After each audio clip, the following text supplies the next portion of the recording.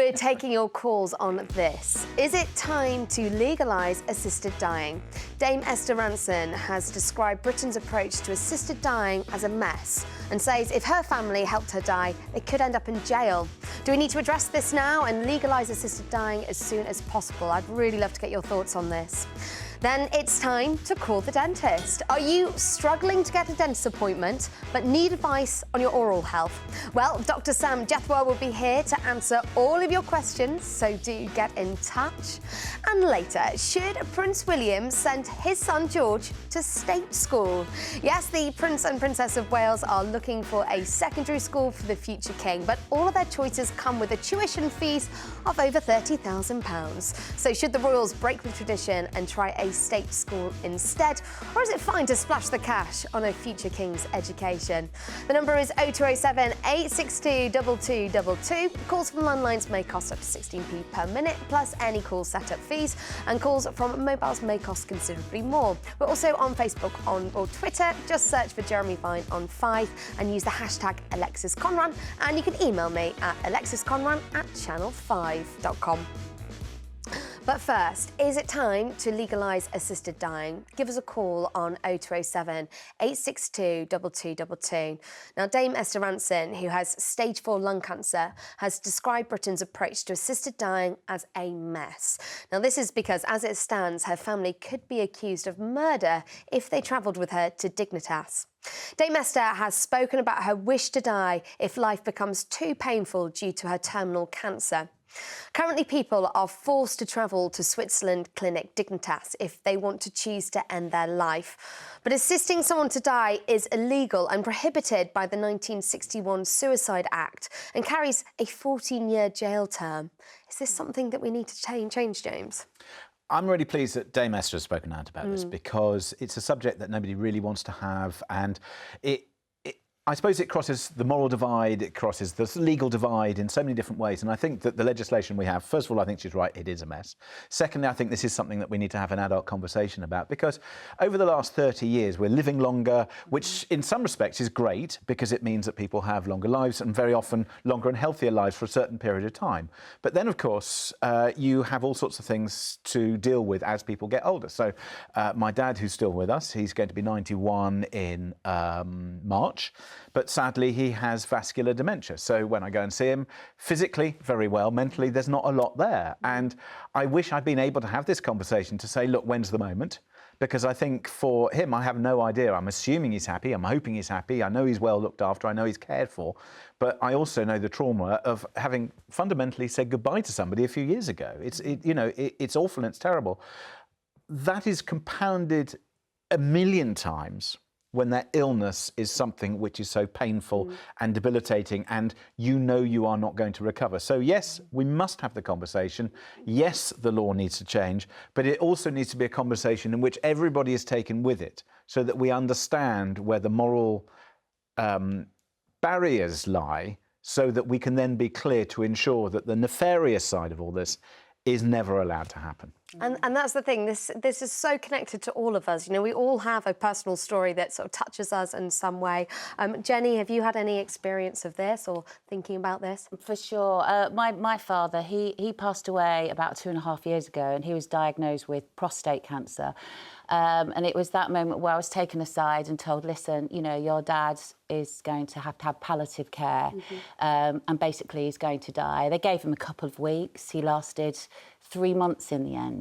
Okay. And during that period, you know, prostate cancer for some people, it's you know, he was a very active man. He was bedridden. We had carers. And I got to that stage, and this is the thing, you know, until it happens to you and you're in that moment where he looked at me, you know, straight into my eyes and said, Jenny, please give me something. Please give me something. I know I'm going to die, but I just want to go now.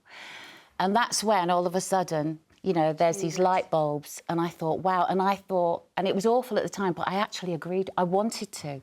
You know, and it surprised me, because I thought, you know, if it wasn't a reality and it was just on paper, I'd probably say something quite different. But And it's interesting. So he got given 2 weeks left to live. He actually lived for 3 months. You're waiting for someone to die. Was there any sort of quality of life within those 3 months? You know, there was. You know, obviously, you know, we had. Well, there was a bit of a rush at the beginning, to be fair, because you think there's 2 weeks, get family up, get everyone in.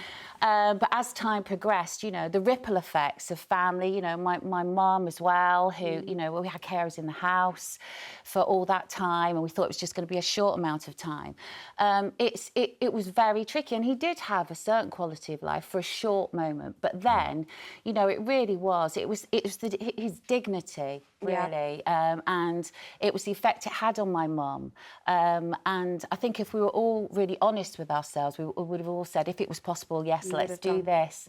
You know, and he, you know, I think there's something in giving people the opportunity, you know, to choose the way and when they want to go. You know, if they're mentally competent. And that's the issue, isn't it? Because I think, and I'm hesitant to use the pet discussion, but on the other hand, we take those decisions with our pets. I had to do the very same thing during, you know, last year, and it's the worst day of my life. Worst, most awful decision. That here is a pet who has been quite well, but you see, and the vet gives you advice and tells you, and basically they say, you know, it's down to you. You can make this decision at any time, but it's based on the quality of life. And I'm sorry, but if you've seen a pet fall down the stairs one too many times or something, or you see they're struggling, you know, they can't talk to you, obviously. But you know, and decision. They know, and I knew that this was the time, and it's a terrible decision. But then on the other hand, it also means that their quality of life was pretty good throughout, and also that you didn't have that, you know, I suppose there is that in human life, that, you know, that possibility that there's going to be this miraculous recovery. A miracle somehow. And how often does... No. I mean, with some things it just doesn't happen, and we know that it just gets worse and worse and worse. And is that really what you... I could make the decision now and tell you, I don't want to be here beyond the time at which I'm, you know, there is equality and I'm able to contribute in some shape or form. I mean, tell you what, one thing, after what happened to my dad... I've said it, my mum said it, I would like to decide if I got into that situation, I would like to have that power to do, you know, exactly that, and choose when you go. The day, when I go with dignity. Absolutely. Well, we'd really love to hear your thoughts on this. Sandra from the Scottish Highlands, have you got a story you want to share with us? Yes. I'm Dutch, and I've been in a situation with somebody that has chose to have their own time of death. My mother, she had bowel cancer, and I was there for the diagnosis. I was there at the end, went through the whole journey of discussing it with the GP. And I have to say, there's a lot of misconception in Britain as to how easy it is. It's not easy. Absolutely not easy at all. There's so many discussions with the doctor, with an independent person that comes to visit the family, the person itself. There is no way that somebody can be pushed into it. And I have to say, it's the best thing that ever happened. Luckily, my mom, she was scheduled to have assisted dying on the Monday. She passed away the Sunday before by herself. But just the idea that her suffering would be over is tremendous. And it's important to know, so it was fully legal in the Netherlands? In the Netherlands it's totally legal, yes. And did you come across any sort of resistance when your mum was going, you know, down that route? Was there anything that made you feel like, we shouldn't be doing this? No, because we had discussed it as a family. Yeah. Although, you know, we're Catholics and it shouldn't really happen. Mm-hmm. But when you see somebody in a position that my mum was in and many more people are in, there is no better way. Yeah. Like I said, it's getting discussed at so many points throughout the illness. As towards the end, there's people involved that are independent.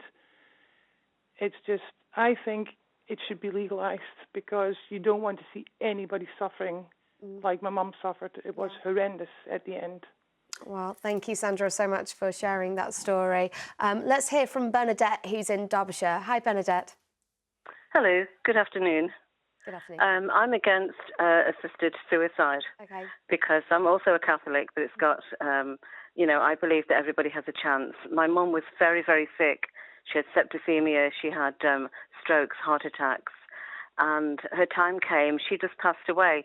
I mean, yes, they gave her medicine, everything. I've just had a friend who has just been in a coma. He's only woken up, and he has 2 sets of cancer, and one of them's prostate cancer. The other one I'm not sure about.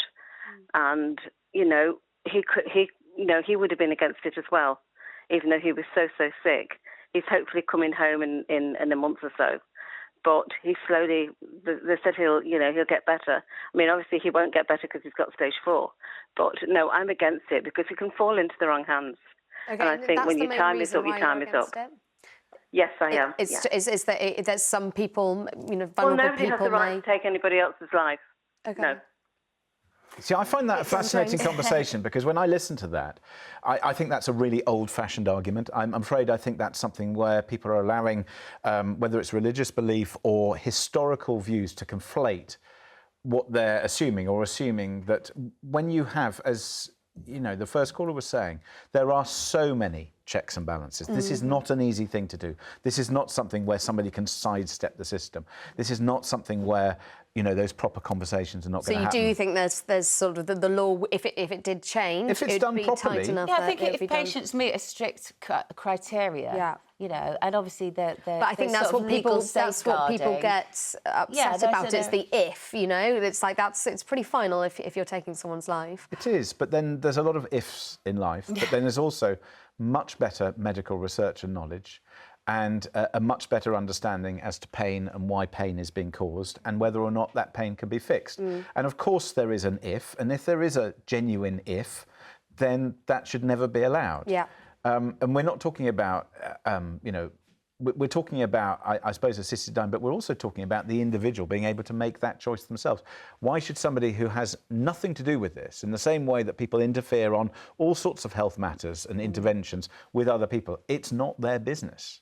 OK, great. Let's go to another caller. Rachel from Lancashire, how are you? Can you tell us your story? Oh, hi there. I've got terminal cancer. I'm only 50.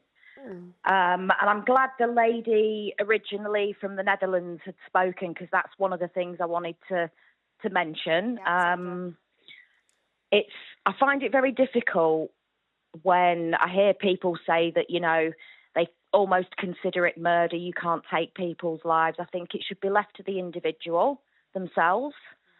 I've not had a great experience with my cancer journey so far. The hospitals are understaffed. You don't get pain medication. You're put in wards with dementia patients, so it's not peaceful. It's not quiet. And I just think that, having the respect to allow me to make the choice when that time comes. Yeah. I want to be at home with my cats and my family and my friends. Yeah. And I want to, I want to go before I'm in excruciating pain, because you don't know how long you're going to be in pain in the hospital.